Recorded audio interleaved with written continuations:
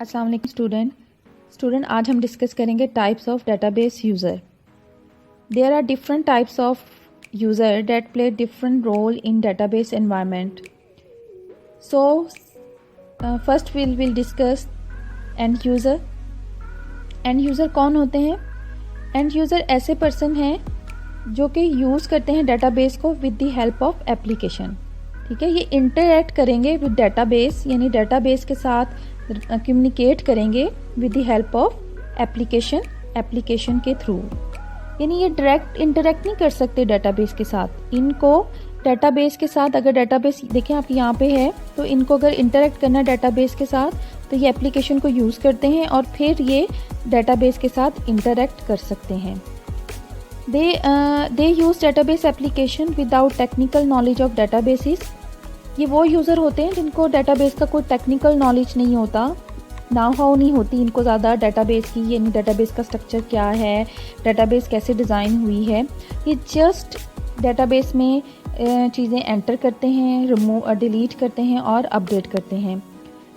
End user interact with the database through an interface के through ये database के साथ इंटरैक्ट करते हैं। इंटरफेस का क्या मतलब है? इंटरफेस का मतलब है एप्लीकेशंस। तो हमने देखा कि एंड यूज़र वो पर्सन होते हैं जो डेटाबेस के साथ इंटरैक्ट करेंगे with the help of some application. They do not write any programs. ये कोई प्रोग्राम्स नहीं लिखते। जाहिर बात है, जो प्रोग्राम लिखने का काम है वो है एप्लीकेशन प्रोग्रामर का। तो हमारे जो एंड यूज़र होते हैं ये कोई भी प्रोग्राम नहीं लिखते, ये जस्ट डेटाबेस के साथ इंटरैक्ट करते हैं विद द एप्लीकेशन, और वो जो एप्लीकेशंस होती हैं वो कोई और बनाता है, ये लोग नहीं बनाते। The end user must have knowledge of the installed software to be used. End user को ये ज़रूर होना चाहिए कि एंड यूज़र को नॉलेज हो कि वो कौन सी एप्लीकेशन पे काम कर रहे हैं, क्योंकि अगर उनके पास यही नॉलेज नहीं होगा कि वो कौन सी एप्लीकेशन पे काम कर रहे हैं या किस तरह उन्होंने उस एप्लीकेशन को यूज़ करना है, तब वो डाटा ना तो एंटर कर सकते हैं ना ही वो अपडेट कर सकते हैं। इसलिए एंड यूज़र के पास जो एप्लीकेशन वो यूज़ कर रहे हैं, जिसके थ्रू उन्होंने इंटरैक्ट होना है, उसका नॉलेज होना ज़रूरी है। यानी एप्लीकेशन का नॉलेज होना ज़रूरी है, डेटाबेस कैसे बनी, किस तरह बनी, उसका नॉलेज होना उन्हें ज़रूरी नहीं है। एंड यूज़र हमारे पास दो तरह के हैं, naive end user. Naive end user वो एंड यूज़र होते हैं who have no technical knowledge, जिनके पास कोई टेक्निकल स्किल नहीं होती, कोई टेक्निकल नॉलेज नहीं होता। ठीक है, वो हमारे पास नेव यूज़र होते हैं। Actually they are those who are not aware the existence of the data. ठीक है, इन्हें डाटा की एग्जिस्टेंस का नहीं पता होगा कि डाटा कहाँ पड़ा है, जस्ट वो डाटाबेस को एक्सेस करेंगे using some application. They do not know the presence of data. ये वर्क करते हैं किसी एप्लीकेशन मेन्यू ड्रिवन एप्लीकेशन के ऊपर। जैसा कि हमारे पास अगर हम जाएं तो टर्मिनल के ऊपर डाटा एंट्री ऑपरेटर्स बैठे होते हैं, तो या बैंक में कैशियर है, वो नेव यूज़र हैं, क्योंकि कैशियर को नहीं मालूम ये एप्लीकेशन कैसे बनी है, किस तरह बनी है, जस्ट उसने डाटा एंटर करना है।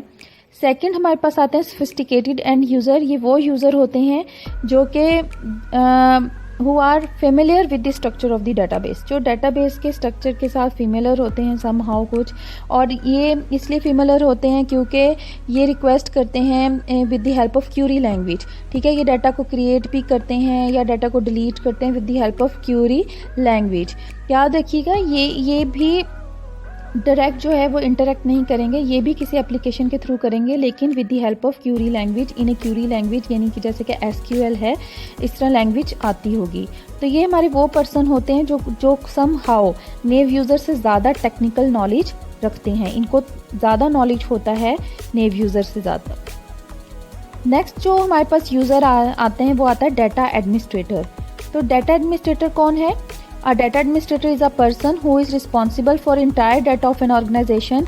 ये वो पर्सन है जो एक ऑर्गेनाइजेशन के अंदर तमाम डाटा को ऑर्गेनाइज करता है, देखता है कि ये डाटा कहाँ आ रहा है और डाटा कहाँ जा रहा है। तो डाटा एडमिनिस्ट्रेटर कौन है? A data administrator is a person who is responsible for entire data of an organization। He normally develops overall functional requirement of the database used in the organization। Data administrator वो person होगा जो develop करेगा overall function requirement for the database. यानी एक database जो हमारे organisation में database बननी है, ठीक है, जो डेटाबेस बननी है, इसको बनाने के लिए क्या रिक्वायरमेंट चाहिए, उस रिक्वायरमेंट को बताएगा हमारा डाटा एडमिनिस्ट्रेटर। यानी डाटा एडमिनिस्ट्रेटर का एक काम तो हमारे सामने आया कि वो करता है जी, फंक्शन रिक्वायरमेंट को नोट डाउन करता है और लिखता है कि जी मेरे यूज़र की फंक्शन रिक्वायरमेंट्स क्या हैं डाटा की। He controls and manage the whole database system.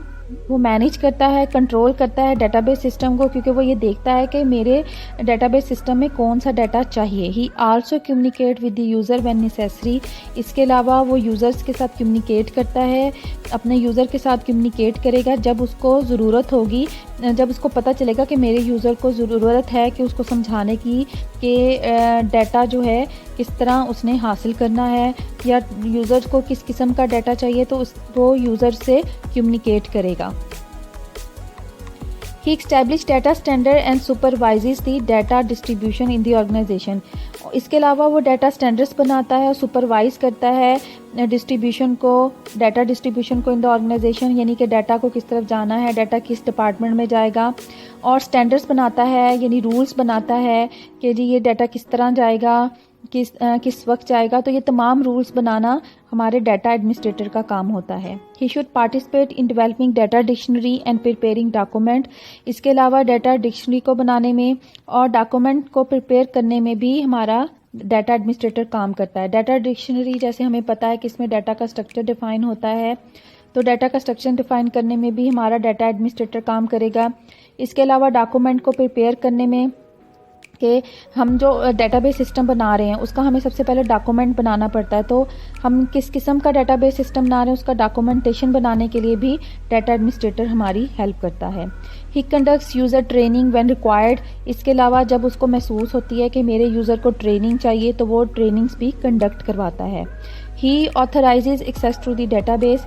इसके अलावा डेटाबेस को कौन यूज़ करेगा, कौन नहीं यूज़ कर सकता, इसकी एक्सेस भी हमारा जो है वो डाटा एडमिनिस्ट्रेटर देता है। यानी डाटा एडमिनिस्ट्रेटर ये चीज़ देखता है कि उसने किसको डाटाबेस यूज़ करने का इख्तियार देना है, किसको नहीं देना।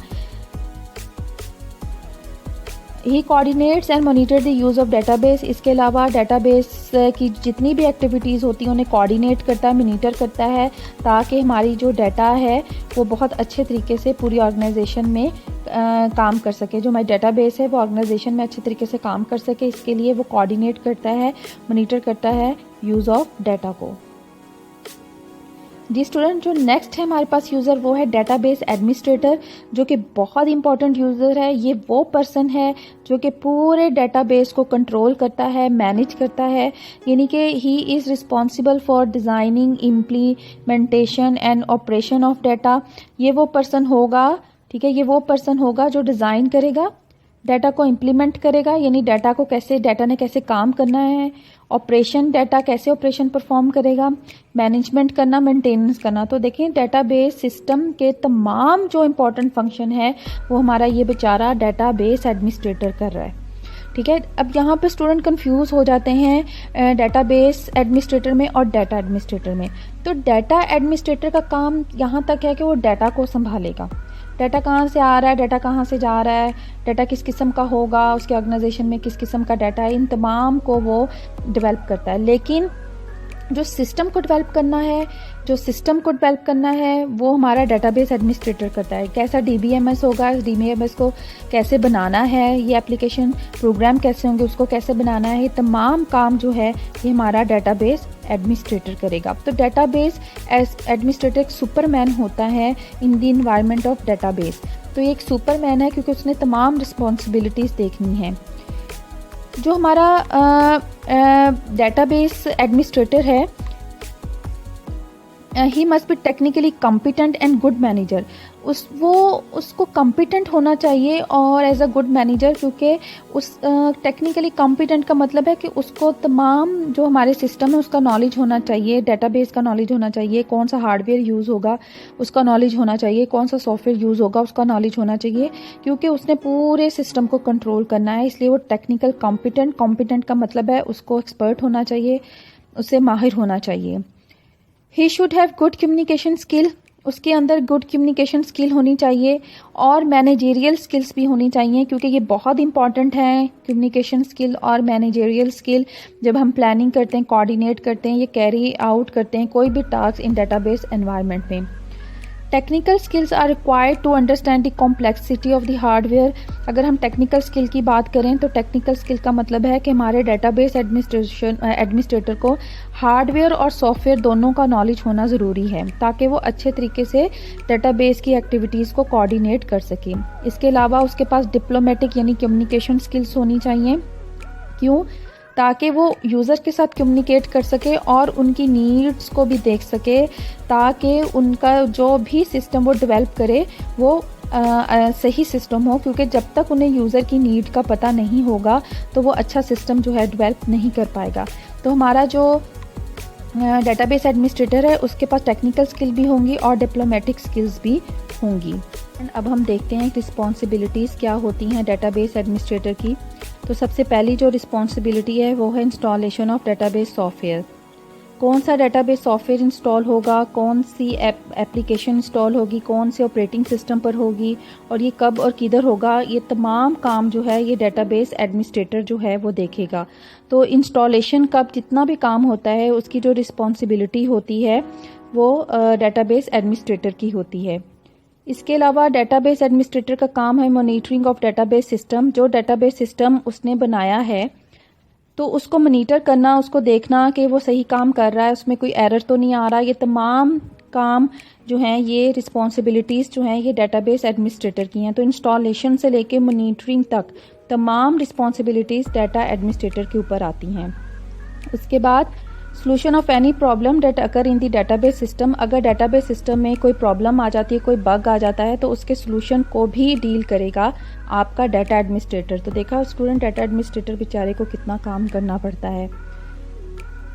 Next, assigning permission to different user to use database. इसके अलावा डेटाबेस को यूज़ करने की परमिशन भी जो है वो डेटाबेस एडमिनिस्ट्रेटर के पास होती है, यानी कि किसको असाइन करना है, किसको रिमूव करना है प्रिविलेज से, राइट से, कि डेटाबेस को कौन यूज़ कर सकता है।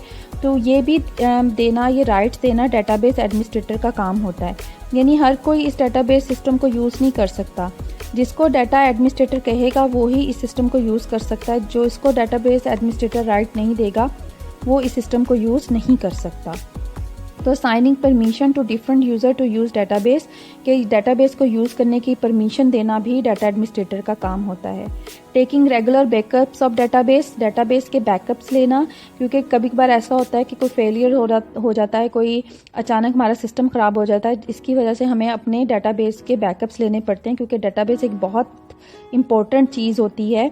तो हमें बार बार अपने डाटा का बैकअप लेना पड़ता है। तो इसके लिए हम लोग ये जो बैकअप लेना है ये भी डाटा एडमिनिस्ट्रेटर का काम होता है। इसके अलावा restoring the system in case of any problem, अगर कोई प्रॉब्लम आ जाती है, जैसे हमारा सिस्टम क्रैश हो जाता है, क्रैश का मतलब जैसे हमारा सिस्टम अचानक ख़राब हो गया, तो फिर हमें क्या करना पड़ता है, हमें बैकअप से अपने डाटा को रिस्टोर करना पड़ता है।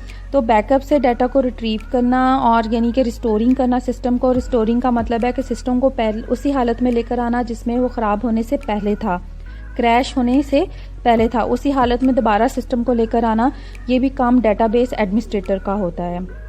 तो स्टूडेंट, आपने ये देखा कि डेटाबेस एडमिनिस्ट्रेटर को काफ़ी काम करने पड़ते हैं और उसके ऊपर पूरे ऑर्गेनाइजेशन की रिस्पॉन्सिबिलिटीज़ होती हैं। तो इसलिए ही इज़ अ सुपरमैन।